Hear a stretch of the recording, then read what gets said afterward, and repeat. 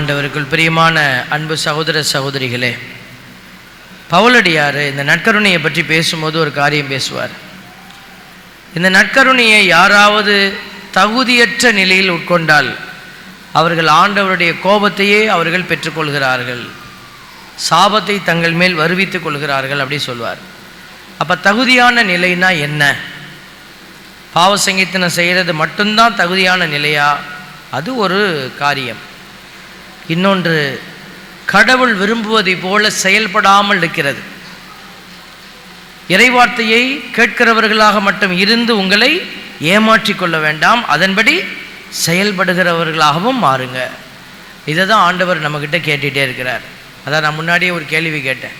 மற்ற மதத்தை சார்ந்தவங்களும் நம்மளை மாதிரி தான் வாழ்கிறாங்க, நாமளும் அவங்கள மாதிரியே வாழ்கிறோன்னா அதில் என்ன வித்தியாசம்? இப்போ கடவுள் நமக்கு ஒரு புதிய அடையாளத்தை கொடுத்துருக்கிறார். இந்த ரசக்கிண்ணத்தில் சாமியார் ரசம் ஊற்றினோன்னே என்ன ஊற்றுறாரு? தண்ணீர் ஊற்றுறாரு. எவ்வளோ ஊற்றுனாரு? ஒரு ட்ராப்பு தான் ஊற்றுறாரு.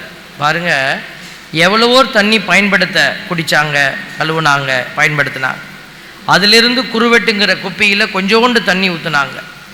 அதிலிருந்து தண்ணியை சாமியார் எடுத்து ஒரு சொட்டு தான் இதோடு கலந்தார். அப்போ அந்த ஒரு சொட்டு தண்ணிக்கு தான் கடவுளுடைய இரத்தத்தோடு கலக்கிற வாய்ப்பு கிடைச்சிச்சு. எவ்வளோ பேர் படைக்கப்பட்டாங்க, ஆனால் தெரிந்தெடுக்கப்பட்டவங்க கொஞ்சம் பேர் தான். இதிலேயும் யார் தங்களை ஆண்டவருடைய இரத்தத்தோடு கலக்கிறவங்க? ஆண்டவருடைய இரத்தத்தில் கலக்கிறதுனா என்ன? இயேசுவுக்காக இரத்தம் சிந்துகிறவர்கள் யார்? இது கடினமான ஒரு பாதை, இடுக்கமான வாயில் வழியே செல்லும் ஒரு வழி. இதை தான் சீடத்துவம்னு சொல்கிறோம். இந்த சீடத்துவத்தின் பாதையில் நடக்கிற பிள்ளைகளுக்கு கடவுள் மிகப்பெரிய பரிசை வச்சுக்கிட்டு உட்கார்ந்து இருக்கிறார். கண்டிப்பாக நீங்கள் கடினமான பாதையில் இயேசுவுக்காக நீங்கள் நடந்து செல்லும் பொழுது யாரும் உங்களுக்கு பார்த்து கிரீடம் வைக்க மாட்டாங்க. ஆண்டவர் பார்த்துட்டே இருப்பார்.